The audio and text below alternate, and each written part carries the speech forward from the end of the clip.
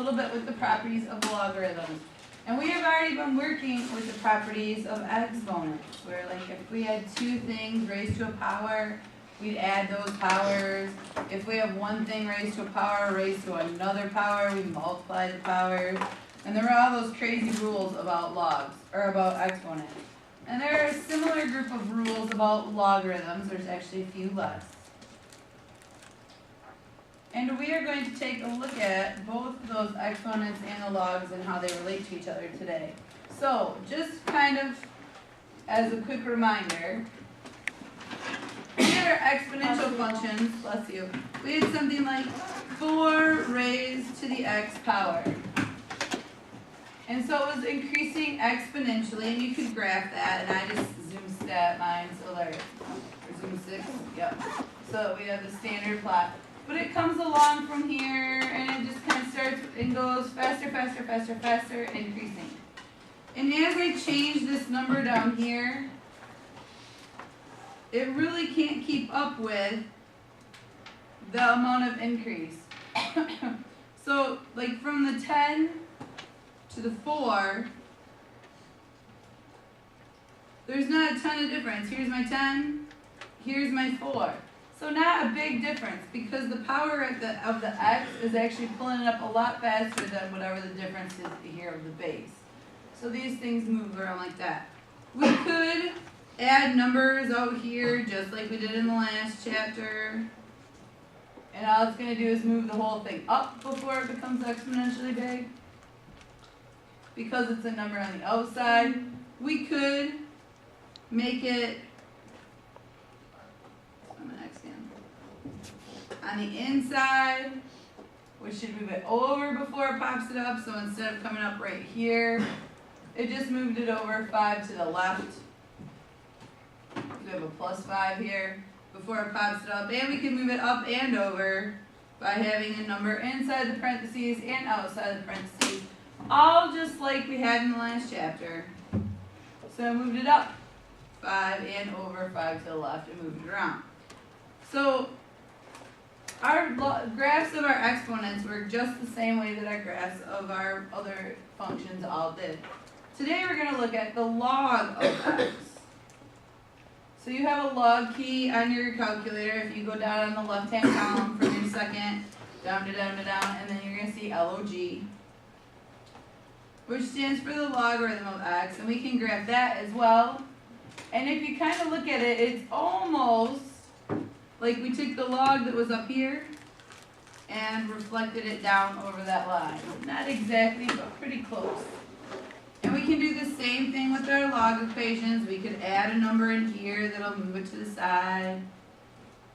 So instead of starting at 0, it moves 5 over. We can add a number at the end that will move it up. So we're going to start over 5 and up 5. So all of the properties of logs and exponents fit the same pattern of all the properties we had in the last chapter. They're exactly the same formatting. Okay? What is exciting and helpful for us, especially for some of the problems we were looking at yesterday, is the idea that we can convert things from exponents to logarithms. So the first thing we have, and look at all the stars and the number 1 by it. This is the number 1 most important thing on these notes. That's why there's big number 1 by it. Sorry about that. If you write down only 2 things today, they're going to be numbered 1 and 2. And they are the 2 most important things. You'll miss some stuff if you don't write it all down, but as long as you get down the 1 and the 2, you'll still be able to do more than half the problems, because there's that much involved. So by definition of a logarithm, what we do is we take an exponential equation like x, or whatever this is, equals a raised to some power. In this case, we're going to call it m. So if we have x equals a to the m power, then the logarithm of that is log, and then this is a little base number a, it's a sub a, so it's not on the line with the x, but under the line. So log base a of x equals m. What we're doing is just changing this around. So we take the x whatever it is in this equation, and it goes right here. Whatever the base of our exponent was here becomes the base of our log, and then the exponent number moves over here. So we're just moving the stuff in our exponential function around to be able to solve it using a log. On our paper, we're going to use a common log, base 10. So anytime we have a log that's not base 10, we're going to have to change it. Because that log button on your calculator, this one, is only for logs that are base 10. Which means it'd have like a little 10 here. Or if you see nothing there at all, that means it's base 10. So log base 10 of x equals m, whatever that might be for a common log. And we'll do some examples with them once we get done. There's a product property for logs, just like there's a product property for exponents. The product property of logs says if we have, just like here for my exponents, something to a power times something to the same thing to another power, we add those exponents. Then conversely, the opposite would be for a log. If we have something that's multiplying, we can add. So we can break that into two separate logs when we're multiplying. And so instead of being the log base a of ax, it could be the log base a of x plus the log base a of y. So we just split the two up and add them together. And the opposite is also true. So these work in both directions. If we have something adding that we don't want to make two parts, we can multiply them. If we have something multiplying and we want to break it apart, we can switch it for adding. The same thing is true about the quotient property. Remember the quotient property, the dividing property for exponents meant we subtract.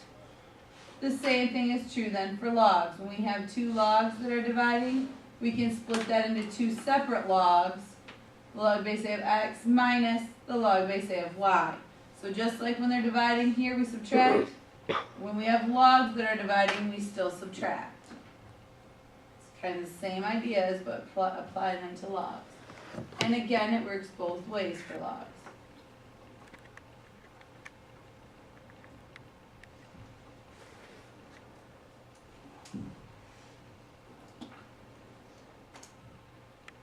The power property is circled, not because it's so super important, but because it's different than the one for exponents.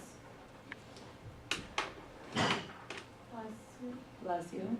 So if we started out with a log base a of x raised to some power, and we wanted to rewrite that, all we have to do is bring that power out front and multiply by it. So here I'm raised to a power. I can bring that right down here in the front, and just whatever this answer is, just times it by that exponent.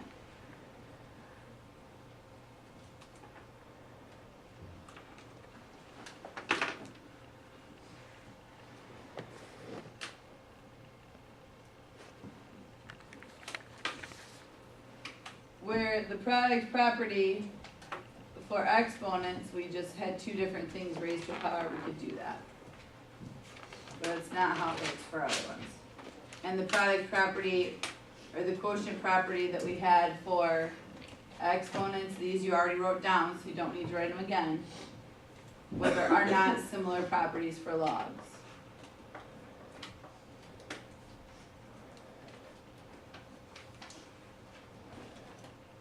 And then the second most important property, look, it's got a number 2 by it, is the change of base property. So I want you to write that down a minute.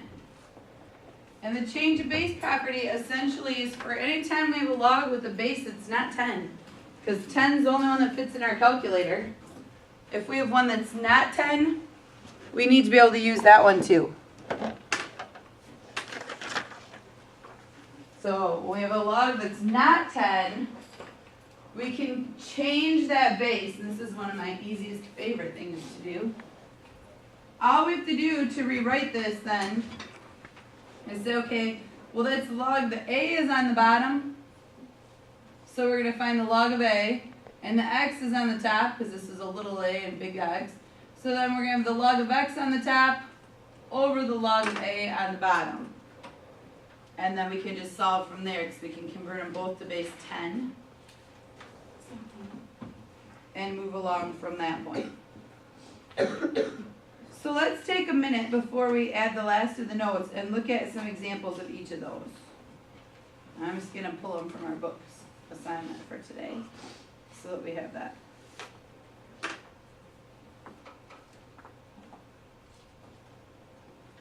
So, they will give you things such as, up here for defining a logarithm, rewrite something as a log or solve this thing using logs, etc. So there are different ways that we can do that. I'm trying to find a really nice example in here.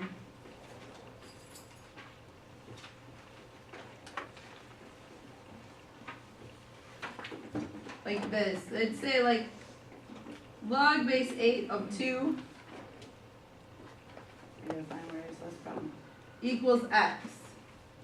And they want us to rewrite that as an exponent, and sometimes they do it vice versa.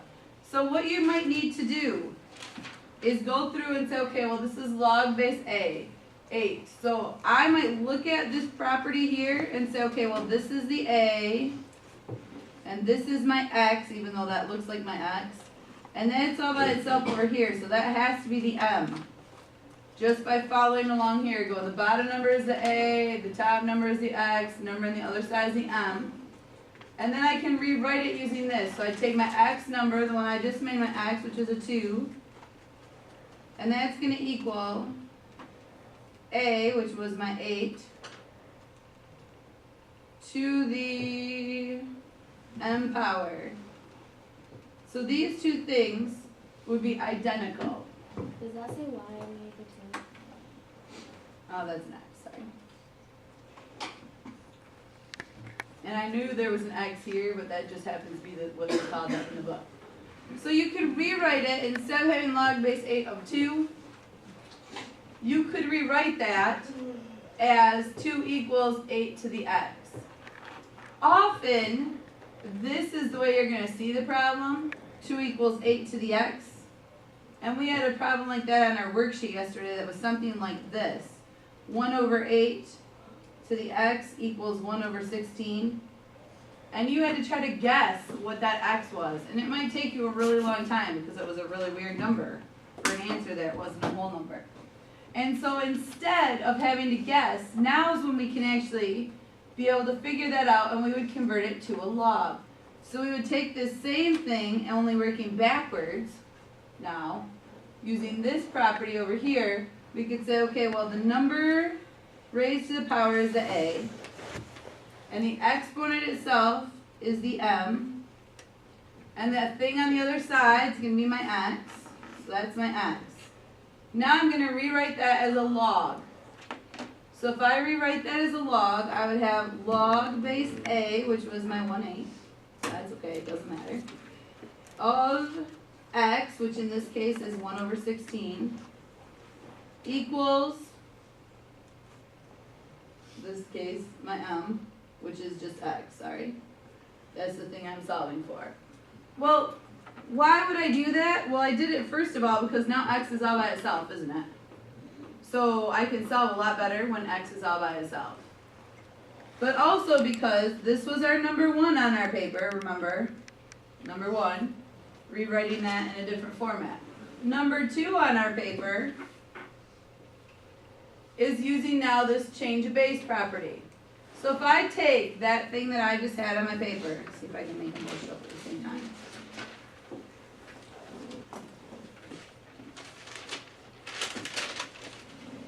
And the good news is this is the trickiest thing we will do all semester long. So if you're feeling stressed, don't. It's going to be good. All I have to do now is use this change of base property where I put the a on the bottom and the x on the top. So I'm going to rewrite that as the log of 1 over 16 over the log of 1 over 8 using my number 2 property right here. So I use number 1 here to change it from an exponent to a log. I use number 2 here to change the base. And now I can just put those in my calculator. Because I have a perfectly nice log button with no base or base 10. So if I wanted to find that answer, I could say, okay, well that is the log, and I'm going to put it in parentheses, 1 divided by 16, end parentheses, and I'm just going to enter there for a minute, divided by the log of 1 over 8, enter, and I get my answer as 1 point, I don't know if you can see that very well, but 1.333333, which is 1 and, what fraction would that be if I wanted to convert it? 1 1/3, if I really wanted to convert it. So, how many people yesterday when you were doing the guessing method would have gotten 1 1/3? Because I know I didn't know anyone who did it that way that actually got 1 1/3. I'm going to tell you another way you could solve that problem in just a second. But using logs, we would take this original problem, number 1, rewrite it as a log, number 2, use the change of base property, then we plug it in our calculator. Okay? If you have all your parentheses, you don't even have to hit enter, but I always hit enter because I never feel like I'm going to have all my parentheses. And I would get 1.333 repeating. I have a question. Yes. So the 2 that you did at the top, the 2 equals 8x, and then the 1 8 equals 116. Those are 2 different examples. 2 different examples. Yep. This we'll call example 2. Okay? Yep. Example 2. Taking it from an exponent, first writing it as a log, then doing the change of base, coming up with our answer. Okay? That's the hardest thing we'll do all semester, so you should feel pretty good if you thought like, it's not so terrible. A third option. So, option number 1 to solve this problem yesterday was to guess and check. Option number 2, and very algebraically, we could rewrite it as a log and we could solve. Option number 3 to solve that problem, because I like options. If I had this particular thing right there, 1/8 to the x, we just looked at putting those in our calculator a minute ago, didn't we? Yeah? Yeah. So, another option, and there's 2 different ways we could do it, would be to find our calculator. Go ahead into the y equals. Clear out that stuff I have in there. Put in 1 divided by 8 raised to the x power. You could graph it. Kind of looks like that guy. Now, one way I could do it would be to trace and try to find out exactly when I get to 0.1 or 1 over 16. Another way I could do it would be to look at the table and find out when I get to that answer. I, on the other hand, would probably take the other side and say, well that's 1 equal to, and this is the other equal to, so let's put that in our other y equals. And thank you, find the intersection point. So now I'm going to have this graph that you can see. I have another graph that you so much can't see right here. It's not our fault, it's just kind of hiding right next to there because it's only over 1/16. But I could calculate the intersect point by going second trace, number 5, enter, enter, enter. And check out what my x value is. 1.33333. So, you have lots of tools again available to you. You could guess and check. You could rewrite it as a log and plug it in your calculator. Or you could graph each part separately and find the point where they intersect. Any one of those will give you the exact same answer. Guess and check is probably the hardest because who's going to guess 1 1/3? I don't know. How about you, Boy? Are you guessing 1 1/3? No, when I can see a clear relationship, it's easier to guess, though. But when you're not guessing, No, yeah. no, I wouldn't have guessed 1 1/3. Did you like logs? I did like logs, but I also really like graphing it like that with 2 y equals and looking at both sides and then finding the intersection. Because we're brilliant, we can use the tools that we have, right? Right, I know. with opposable thumbs. I know, right? Happy day. Okay, so those are examples of both 1 and 2, as well as using the calculator. Quickly then, before we do the last second of the notes there, because I want you to have a little bit of time to work today, the other properties that they talk about are rewriting your equations. And I just want to give you one out of the book again, but let's see if I can find them first. How about, they're going to give you some that look like these. Like the log of 3 plus the log of 7 equals the log of 21. Sorry about that. And they want you to use the product property up here. And what you're going to have to do as you're getting started is you're going to have to go, oh, look, they're adding here. I remember there's one. Find the one where they're adding. And when they're adding together, that would be the same thing as what over here? Multiplying. So does 3 times 7 equal 21? Yes. So is this one true or false? True. This would be true. Because I could say it was 21 or I could say it was log of 3 plus the log of 7. Because that would be the exact same thing. And the other thing, again, because we have that handy dandy calculator, that you could do on those to check would be to take your handy dandy calculator and say, well, what's the log of 3, end of parentheses, plus the log of 7, end your parentheses, and how does that compare to the log of 21?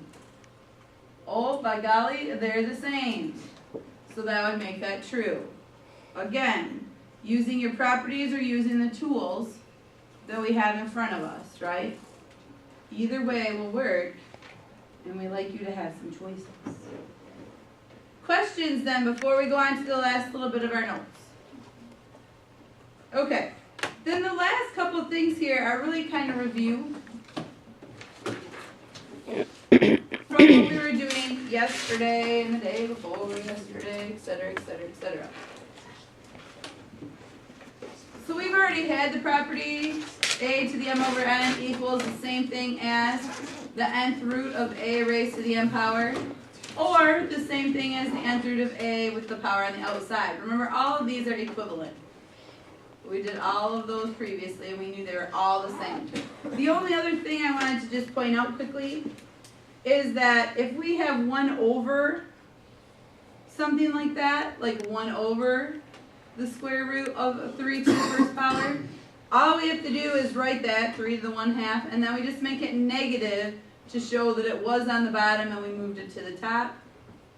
Or if we had 5 to the negative 5 seconds, 5 halves, we could write that 1 over the square root of 5 to the 5th. So all I'm adding there is the idea that we could have some negative exponents. It's not a big deal if we have some negative exponents. And we did a few like that yesterday when we went over the worksheet. I think so too. Yep, So just 5, a 3. little bit of review there. It's a great reminder. If you go on the blog, there's a couple spots where I added some additional information yesterday. I added the video review from Friday. Yeah, I added that to Friday too. Oh, good. And then I also added a couple thinking it through problems that actually took you through the negative exponents as well, with words and numbers and example. All right, so I think that we are doing really well, and we should try some because we're going to be a lot better off once we try them ourselves. So we have lots of time. We have lots of time. And we are going to do quite a few problems, but remember, several of them are just yes or no, true and false, plug it in my calculator and solve. Do a graph, change the log, plug and go, okay?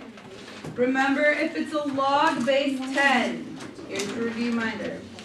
Log base 10 or just log something, you can put in your calculator. Straight up, log button, go. These are equal to your calculator function. If you have log base anything else, you have to put it in as a fraction. Remember, the big number goes on the top and the small number goes on the bottom. Otherwise, your calculator will not calculate it correctly. Does everybody get that? So you have to use your number 2 here to go.